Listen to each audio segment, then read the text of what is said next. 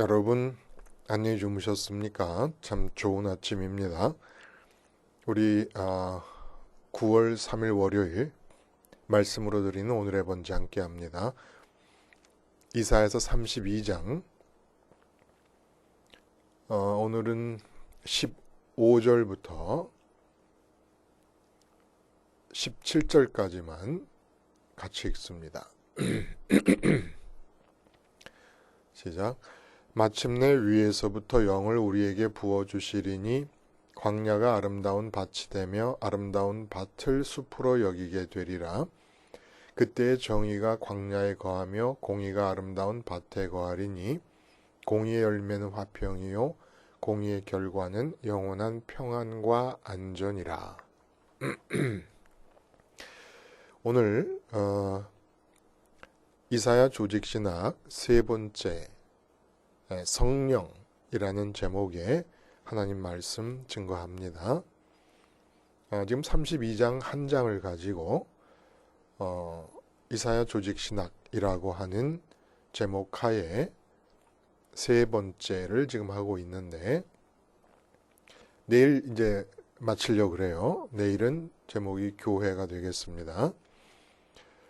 칼빈의 기독교 강요의 틀을 그대로 적용해서 지금 이사야 조직신학이라는 제목으로 우리가 말씀 나누고 있고 그게 이제 내일 끝나게 되는데 또 칼빈의 그 기독교 강요의 기본 틀은 바로 우리 신앙 고백의 전형이라고 할 수 있는 사도신경의 틀에서 갖고 왔습니다. 근데 바로 이 32장이 이렇게 삼위일체 하나님과 그 삼위일체 하나님에 의해서 선택받은 선민의 삶의 모습을 드러내 보여주고 있어서 조직신학이라고 하는 제목으로 합니다. 하다 보니까 그런 생각이 들어요. 이거 괜히 저 혼자만 기뻐서 이렇게 하고 있는데 여러분들은 지루한 것 아닌가 하는 생각이 드는 거예요, 갑자기. 물론 모든 말씀은 제가 먼저 기쁨과 정말 감동이 충만한 상태에서 전하는 것이 중요합니다. 그게 전제가 돼야 되죠. 근데 그게 나만의 기쁨이 되면 이거 적지 않게 걱정이 되는 부분이 있지 않습니까? 그래서 이제 그런 걱정이 들면서도 여러분들이 혹시 재미가 없다 하더라도 이 말씀을 이렇게 전하지 않으면 정직한 게 아닌 것 같아요, 제가. 그래서 여러분에게는 혹시 재미가 없게 느껴지더라도 정말 하나님 앞에서 말씀을 섬기는 자가 정직하기 위해서라도 이건 꼭 좀 전해야 되겠다. 그냥 이렇게 휘딱 넘어갈 수가 없어요. 자, 그래서 이 조직신학, 이사야의 조직신학에 근거해서 근데 요 32장을 우리가 보고 있지만 사실은 그 앞에 부분에서 나오고 있는 31장 또 30장 29장 적어도 이 정도까지의 맥락이 지금 연장선 상에 있는 겁니다. 32장이라고 하는 것. 그래서 그것을 염두에 두고 볼 때에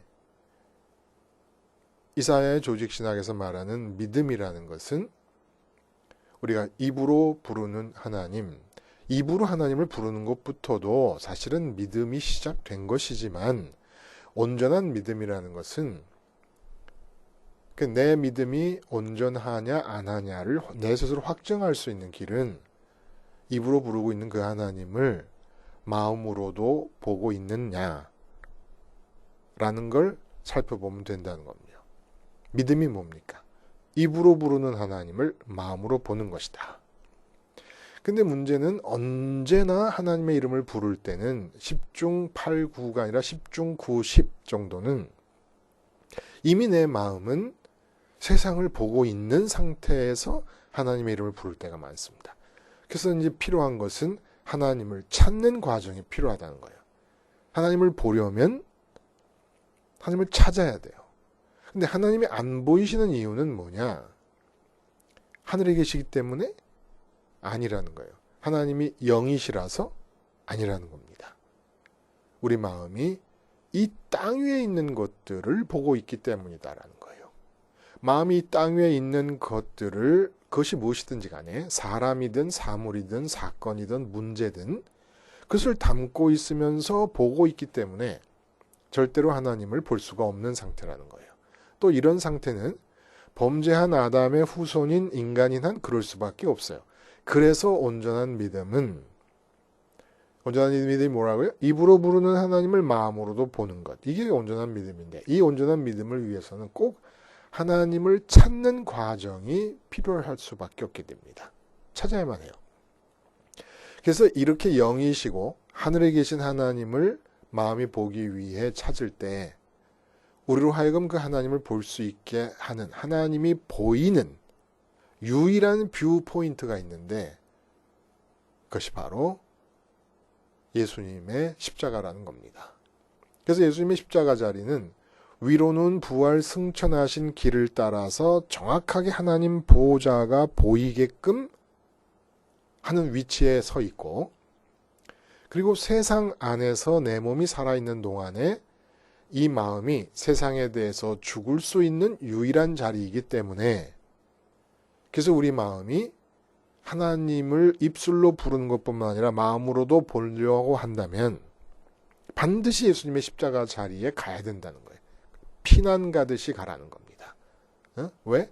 이 세상은 폭우처럼 폭풍처럼 내 마음 안으로 쇄도에 들어오고 있고 또 이미 내 마음은 이 세상을 향한 갈증에 시달리고 있어요. 갈증에 시달리고 있으니까 내 마음에 보고 있는 거 아니에요? 예를 들어 돈에 대한 갈증이다. 그럼 마음에 돈이 들어와 있는 거 아닙니까? 또 탈진해버렸다.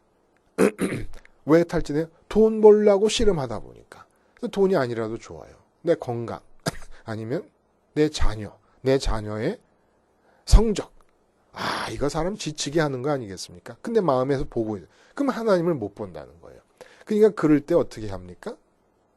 예수님께 가야 된다. 예수님께 가서 하나님을 보면은 반드시 하나님은 어떤 모습으로 발견이 되느냐. 이사야의 조직신학에 의하면 하나님은 내가 마음에서 꺼버린 이 세상에서의 나의 모든 문제들을 큰 사자, 젊은 사자가 먹이를 움키고 있듯이 장악하고 계시는 모습으로 발견하게 될 거라는 얘기입니다. 그러면 도대체 예수님께 간다고 하는 것이 십자가에 달리신 예수님께 간다고 하는 것이 뭐 어떤 것이기에 이런 하나님이 보이게 되는 것인가 라는 겁니다. 바로 오늘 15절에 말씀하신 대로 마침내 위에서부터 영을 우리에게 부어주시리니 성령께서 우리 안에 들어오시기 때문에 하나님이 우리에게 보인다는 겁니다. 그래서 성령님이 이렇게 나타나실 수밖에, 등장하실 수밖에 없는 이유는 뭐냐면은 우리는 하나님을 본다 그럴 때 오직 내 안에 들어오신 하나님만을 볼 수 있을 뿐입니다. 결국 하나님을 볼 때 하늘 보좌에 앉아 계신 하나님을 봐야 되잖아요. 근데 하늘 보좌에 앉아 계신 하나님을 보는 방법이라기보다 하나님을 볼 수 있으려면 그 하나님이 내 안에 들어오셔야만 볼 수 있다는 거예요. 내 마음의 시선이 하늘 보좌에 가 닿아서 보는 것이 아니라 그렇게도 얘기할 수 있어요. 얘기는 문학적으로 시적으로 나의 시선이 하늘 보좌에 가 닿았다. 이렇게 얘기할 수 있어요. 또 스테반 집사님이 돌아가실 때도 하늘문이 열리고 내가 하늘을 본다 이렇게 말씀하지 않았습니까? 그렇게 말씀할 수 있어요. 근데 내막은 내 시선이 하늘 보좌에가 닿는 게 아니라 마음의 시선이 하늘 보좌의 하나님이 내 마음 안에 오셨기 때문에 그 하나님이 보인다는 겁니다. 하늘의 하나님이 내 안에 오시는 것이 내 마음이 하늘로 올라가는 것이라고 표현되기도 하는 거예요. 에베소서에서 내 마음이 하늘에 앉히신 바 되었다 할 때 내 마음이 하늘에 앉혔다라고 하는 이 얘기는 하늘 보좌에 앉아 계신 하나님께서 내 마음 안으로 들어오셨다는 내막을 그렇게 표현할 수도 있다는 겁니다. 왜냐하면 하늘이라고 하는 것은 스카이가 아니잖아요. 헤븐은 스카이가 아니에요. 그러니까 이 물리학적인 차원이 아닙니다. 완전히 다른 차원이기 때문에 하늘은 지금 바로 여기 있을 수도 있어요. 그러나 우리가 상징적이고 비유적인 표현으로 하늘로 올라간다 이렇게 표현하지만 실제 차원이 다른 하나님이 계신 그 하늘이 우리가 뭐 어디로 올라가서 도착할 수 있는 곳은 아니지 않습니까? 차원이 완전히 시간과 공간을 초월해 있는 그런 자리이기 때문에. 자, 그러면 하나님이 내 안에 들어오셔야 보인다는 건 뭐냐? 하나님의 형상대로 우리가 지음을 받았기 때문에 우리에게서 이해할 수 있는 어떤 틀이 있다는 거예요. 하나님이 내 안에 들어오셔야 본다는 게. 자, 사랑하는 배우자가 있습니다. 사랑하는 자녀가 있어요. 애인이 있어요. 그러면 애인은 지금 저기 어디 유럽에 가 있어요. 유럽 프랑크푸르트에 가 있어요. 근데 나는 대한민국 서울에 있으면서 마음으로 애인을 봅니다. 그러면 내 마음의 시선이 프랑크푸르트 애인에게 닿아서 본다고도 말할 수 있고, 또 그 실제로 몸은 프랑크푸르트에 있지만 내 마음 안에 들어와 있기 때문에, 애인이 들어와 있기 때문에 애인을 본다고 말할 수 있는 거라는 겁니다. 그러니까 내 마음이 본다는 것은 언제나 마음 안에 들어온 것을 보는 거예요. 그래서 내 자녀가 지금 학교가 가 있기 때문에 눈에 안 보인다. 그래서 나는 내 마음에 자녀를 본다고 하면은 자녀가 마음에 들어와 있기 때문입니다. 마찬가지라는 거예요. 우리가 하나님을 본다고 하는 것은 하늘 보호자에 계신 하나님께서 내 안에 들어와 계시기 때문입니다. 이때 하늘 보호자에 계신 하나님이 내 안에 들어오신 이 상태를 가만히 들여다보면 분명히 하늘 보호자에 하나님은 지금 앉아 계시고, 그리고 내 마음 안에도 그 하나님이 들어오셨어요. 그럼 하늘 보호자를 뒤로 하시고 내 안에 들어오신 것일까요? 아니라는 겁니다. 하늘 보호자에 앉아 계시는데도 내 마음 안에 들어와 계신 거예요. 그 내 마음에 들어와 계신 그 하나님을 우리는 뭐라고 얘기합니까? 성령님이라고 부르는 거라는 겁니다. 성령님. 그래서 이 경우를 하나님의 상황을 이제 쉽게 우리가 알기 위해서 사람의 상황과 빗대어 말하자면, 자, 제가 있고 제 아내가 있으면 제 아내 안에 제가 지금 들어가 있습니다. 그렇죠? 그러면 이 하나님의 상황과 빗대어 말하자면 아내 바깥에 있는 나는 실제 나고, 제 아내 마음 안에 들어가 있는 나는 하나님의 상황에 빗대어서 말하자면 영이라고 할 수 있다는 거예요. 나의 영이라고. 근데 이 경우는 인간에겐 성립하지 않아요. 이해하기 쉽게 말하느라고 그렇게 하는 것이지. 내가 밖에 있고 안에 내가 들어있는데 그 나가 나의 영이다. 이렇게 표현되는 상황이라는 겁니다. 실제 인간의 상황이 그렇다는 게 아니라. 그래서 하나님께서 보좌에 앉아 계시면서 당신을 나에게 보여주신다라는 것은 성령을, 하나님의 영이신 성령을 우리 안에 넣어주셨다는 거예요. 근데 이제 이런 경우에 자세히 들여다보면 사람과 어떤 차이가 있냐, 사람의 상황과 어떤 차이가 있냐면, 자, 제 자식을 제가 마음 안에 담고 있습니다. 그러니까 자식을 실제로 면대면에서 육체와 육체, 자식을 육체로 만나는 그 순간에도 나는 내 밖에 있는 실제 자식을 대한다기보다는 내 마음 안에 두고 있는 자식을 대하는 거예요. 그래서 자식이 얘기를 할 때, 아, 그래? 라고 말을 했지만 속으로는 어떻게 생각합니까? 아니, 이 녀석이 왜 이런 말을 지금 하는 것이지? 라고 반문합니다. 겉으로는 받아들이지만. 그래서 결국 속에 있는 자녀와 내 밖에 있는 자녀가 달라요. 속에 있는 자녀를 내가 판단하고 생각하고 그리고 그림을 그려놓습니다. 내 자식은 이러이러한 사람이구나. 근데 실제 내 밖에 있는 자녀는 그렇지 않아요. 그래서 감옥 가느라고 수갑 차고 끌려가는 아들을 보면서 어머니가 뛰어나오면서 하는 말이 뭐예요? 울고불고 소리치면서 엄마는 뭐라 그러시냐면 우리 애는 절대로 그런 짓 할 사람이 아닙니다. 뭔가 이거 잘못된 겁니다. 또 딸아이가 다니는 중학교 선생님이 전화가 와서 부르는 바람에 학교 갔더니 딸아이가 흡연 문제 때문에 통지를 했다는 거예요. 그 선생님 앞에서 뭐라 그래요? 그 여중생 엄마가 우리 딸이 절대 그럴 리가 없습니다. 그러니까 우리는 마음에 담고 있는 딸을 생각하지만 실제 딸은 완전히 다른 거예요. 그래서 여기가 엄청난 오해가 생기고 여기서 배신감도 생기고 다 그러는 거 아니겠습니까? 실망도 하고 절망도 하고 그러잖아요. 근데 하나님의 경우는 보좌에 앉아 계신 하나님이 예수님과 연합해서 내가 세상에 대해서 죽었습니다. 그럼 하나님이 물어보실 거예요. 너 세상에 대해서 왜 죽어? 아니 세상에 대해서 열심히 마음에 불을 켜고 살아도 제대로 살까 말까 한 판인데 왜 세상에 대해서 자꾸 죽겠다고 예수님 십자가에 와가지고 예수님과 함께 죽었다고 고백을 하느냐? 그럼 우리 뭐라 그래요? 하나님 아버지가 보고 싶어서요. 하나님 아버지를 입으로만 부르는 것으로 끝날 게 아니라 내 마음이 보고 싶어서 예수님께 왔습니다. 그러면 하나님께서 그 십자가에 그런 마음으로 와 달려서 예수님과 함께 세상에 대해서 죽는 자들에게 약속을 하신 거예요. 성령을 보내주겠다. 근데 그 성령은 하나님 아버지가 보좌를 등 뒤로 하시고 뛰어내려와셔서 내 안에 들어오시는 것이 아니라 하나님 아버지와 똑같은 하나님의 영이 내 안에 들어오시는 거라는 겁니다.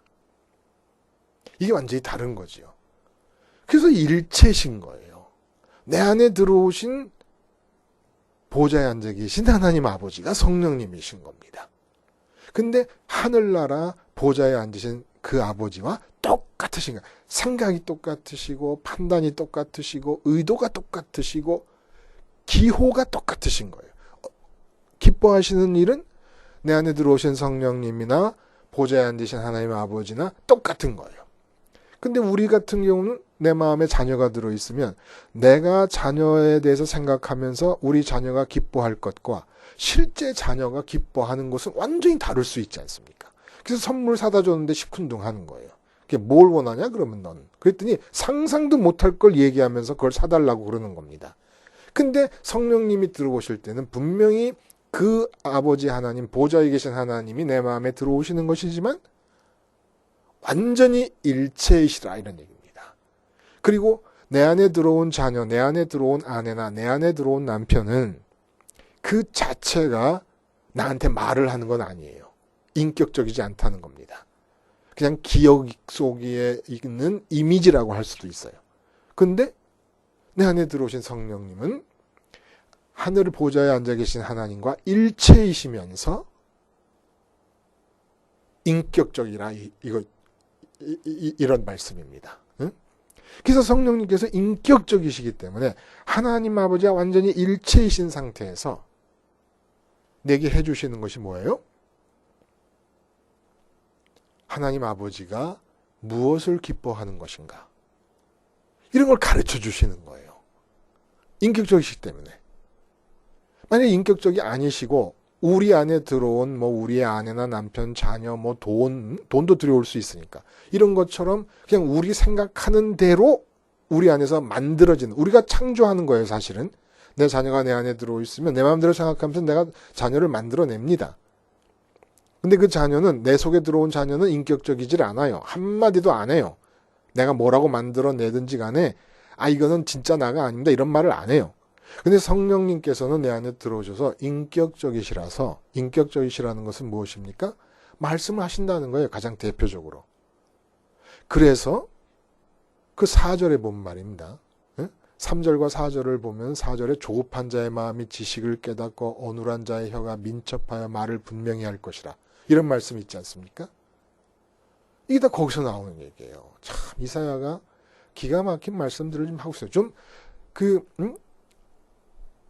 성령님이 들어오셨을 때의 결과 그리고 주님의 십자가에 갔을 때의 결과, 이런 것들이 조금 질서정연하게 말씀되고 있지는 않지만 빠짐없이 얘기되고 있는 거예요. 조급한 자의 마음에 지식을 깨닫는다는 게 무슨 말입니까? 그리고 감기지 않는 눈, 그리고 들리는 귀, 그리고 어눌한 혀가 민첩해진다. 이게 사도행전 4장에 보면 베드로가 안진뱅이 일으켰다가 붙잡혀 갑니다. 뭘 잘못했다고. 그래서 산헤드린 공회에서 재판을 받을 때 뭐라고 얘기해? 베드로가 성령이 충만하여 이르되 백성의 관리들과 장로들아 하고 일장 연설을 하니까 13절에 그 산헤드린 공회는 다 지도급이고 이 유대교 종교에 대한 박사들이에요. 근데 그들이 뭐라 그러냐면 베드로와 요한이 담대하게 말함을 보고 그들을 본래 학문 없는 범인으로 알았다가 이상히 여기며 혀가 풀리는 거예요. 왜 풀려요? 왜? 비밀을 주님이 말씀하셨어요. 요한복음 5장에. 예수께서 그들에게 이르시되 내가 진실로 진실로 너에게 이르노니 아들이 아버지께서 하시는 일을 보지 않고는 아무것도 스스로 할 수 없나니 아버지께서 행하시는 그것을 아들도 그와 같이 행하리라. 아버지께서 하신 일을 보지 않고는 아무것도 스스로 할 수 없다. 성령이 충만하면 왜 그래요? 보좌에 앉아 계신 하나님 아버지가 하시는 일, 갖고 계신 생각, 갖고 계신 판단을 다 보게 됩니다. 왜냐하면 성령님이 그대로 일체이신 상태에서 가르쳐 주시니까. 그러니까 이 혀가 풀리는 거예요. 혀가 풀려. 그래서 말 못하던 혀가 풀리고 조급하다는 건 이 세상 일에 쫓겼어요. 예를 들어 폭풍같이 폭우같이 자녀의 문제가 내 마음을 정복해버렸다. 아니면 건강 문제가 정복해버렸다. 건강이 암이 걸렸다. 그러면 우리는 피난 가는 거예요. 왜냐하면 하나님이 안 보이니까. 어쨌든 하나님은 봐야 되겠어요. 아무리 암이 걸려 죽게 됐을지라도 자녀 문제 때문에 난리가 났을지라도 우리가 먼저 해야 되는 하나님은 어쨌든 봐야 되겠어요. 그래서 하나님을 보려니까 도망가고 피난 가는 거예요. 암 걸린 상태에서 마음이. 그리고 자녀 문제에서 마음이 피난. 어디로 가요? 십자가로 가요. 그래서 암에 대해서 자녀에 대해서 죽었음을 고백합니다. 그럼 하나님이 물으시죠. 너 왜 십자가에 왔냐? 어떤 사람은 이제까지의 기독교는 어떻게 가르치냐면 내 죄사함을 받기 위해서 왔습니다. 그까지만. 죄사함을 왜 받아요? 응? 내가 깨끗한 사람이 되기 위해서 그걸 불교적 영성이라 그래요. 불교적 영성은 나 자신의 완전함을 지향합니다. 그러니까 예수 믿는 목적이 완전한 나를 지향하는 거예요. 그래서 중세기에 보면 수도원적 영성이 이렇게 불교적 영성과 일치할 때가 많아요. 완전한 나가 되기 위해 하나님을 필요로 합니다. 근데 우리 그거 아니에요. 죄사함 받는 이유는 하나님과 하나로 연합하기 위해서 죄사함 받는 거예요. 달리 말하면 하나님과 똑같으신 일체 되시는 성령님께서 들어오실 수 있기 위하여 죄사함이라는 깨끗함의 작업이 필요한 겁니다. 내가 깨끗한 인간이 되기 위해서 십자가를 필요로 하는 게 아니에요. 내가 의롭게 되기 위해서 십자가가 필요한 게 아니에요. 의는 과정입니다. 하나님과의 연합을 위한 과정이에요. 근데 의가 목적이 되어버렸어요. 내가 의로운 사람이 되는 게 목적이에요. 이게 불교적 영성입니다. 하나님과의 관계까지 가야 되는 거지요. 그래서 십자가에서 왜 십자가에 와서 자꾸 세상에 대해 죽고 암이 걸려있고 자녀 문제가 지금 급박한 상황인데 왜 자꾸 십자가에 와서 죽으려고 하냐 물어보면 아무리 급해도 일단 하나님은 봤으면 좋겠습니다. 응? 하나님 보고 싶습니다. 암에 걸려 죽더라도 자식이 점점 잘못되더라도 일단은 내 마음에 하나님을 보고 그런 일들을 맞이했으면 좋겠습니다. 그래? 그러면 받아라 하고 성령을 주시면 하나님이 보인다는 거예요. 하나님이 보이면 그렇지 않을 때와 비교해서 조급하다는 말을 하지 않습니까? 조급한 자가 지혜를 깨닫고 말이 유창해지고 한다는 거예요. 그 왜 조급해졌어요? 암에 걸리니까 어떻게 해요? 와, 두려움이 확 쌓이는 거예요. 이게 조급해지죠. 자식의 문제를 보면 조급해지죠. 돈 문제를 보면 조급해지죠. 그래서 항상 우리는 그렇게 살았던 거예요. 조급해하면서. 응? 조급한 자의 마음이 지식을 깨닫는다. 그러던 사람이 주님께로 갔더니 하나님이 보고 싶어서. 왜냐하면 조급하게 내 마음을 조급하게 몰아가는 세상 문제 때문에 하나님이 안 보이니까 주님께로 가서 그 조급하게 나를 몰아가는 문제에 대해서 죽었어요. 마음이. 그때 이 성령님을 보내주시니까 하나님이 보입니다. 하나님이 보이니까 자식이 이렇게 갈 때 내 몸에 암이 걸렸어. 이런 상태에 대해서는 이렇게 생각하고 이렇게 대처하고 이렇게 해야 되겠구나라는 게 생기는 거예요. 그래서 어눌한 자의 혀가 민첩하다. 베드로가 무슨 말을 할 수 있었겠습니까? 근데 그들이 베드로와 요한이 담대하게 말함을 보고 그들을 본래 학문 없는 범인으로 알았다가 이상히 여기는 거예요. 이상히 여기. 변화가 뭐예요? 이 사람이 이상히 여기는 그 이상함의 내용이 뭡니까? 십자가를 먼저 본 거예요. 주님께서 죽으시고 부활하시고 승천하신 걸 본 거예요.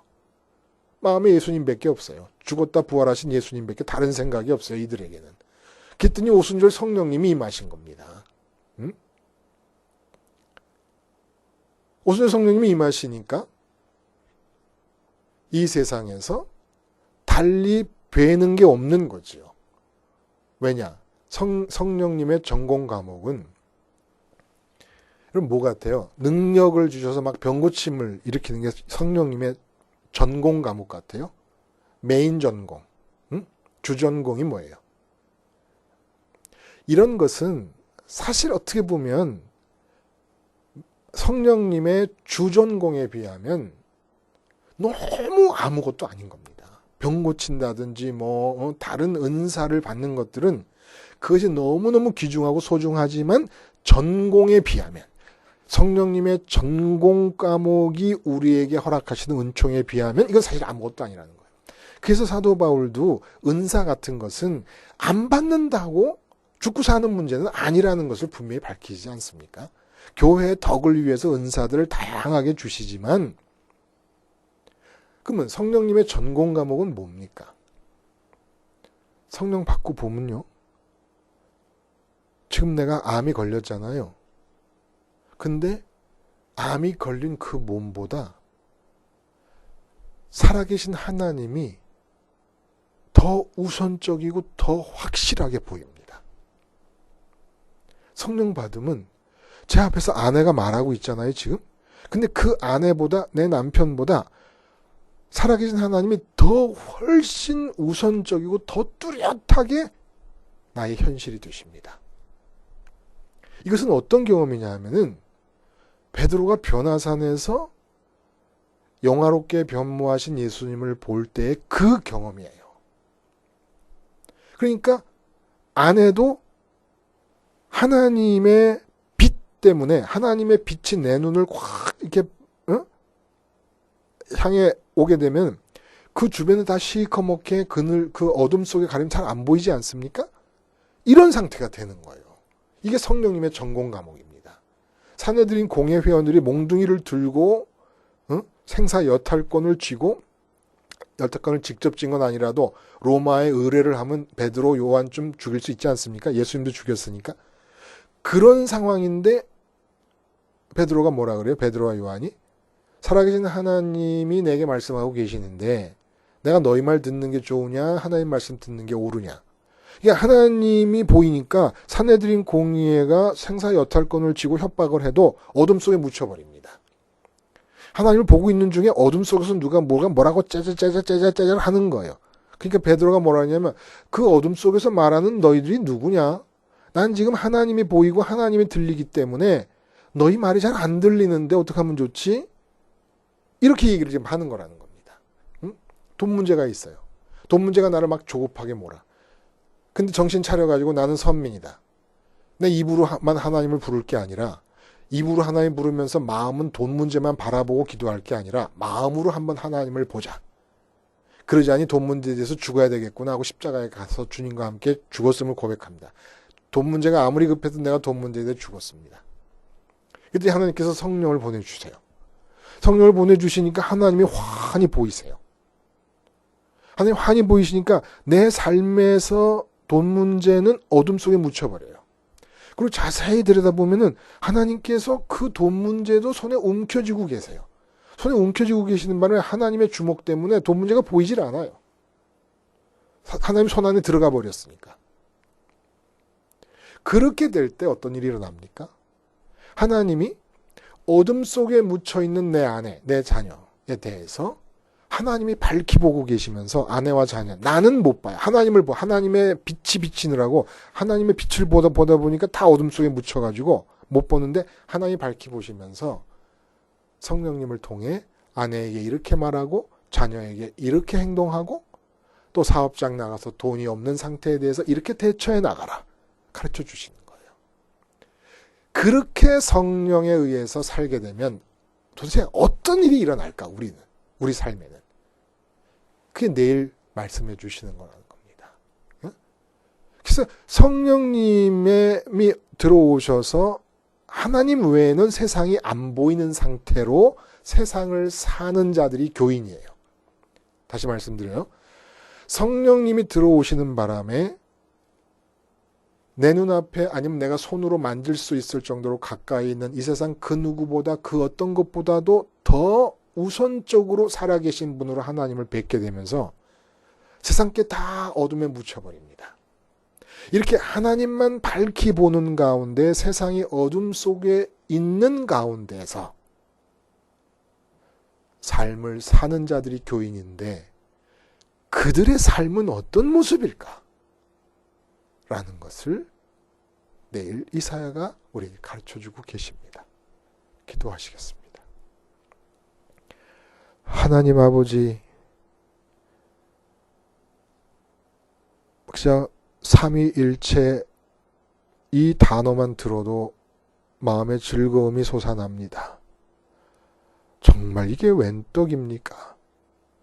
이 삼위일체 하나님의 일체 되시는 교제 안에 우리를 참여시키시기 위해서 주님이 이 땅에 오시고 십자가에서 죽으셨사오니 오늘도 하나님 아버지 뵙기 위한 뷰 포인트인 십자가에서 내 마음이 한시도 내려오지 않게 됨으로써 성령 받아 사는 자들이 되게 해 주시옵소서. 예수님의 이름으로 기도드리옵나이다. 아멘.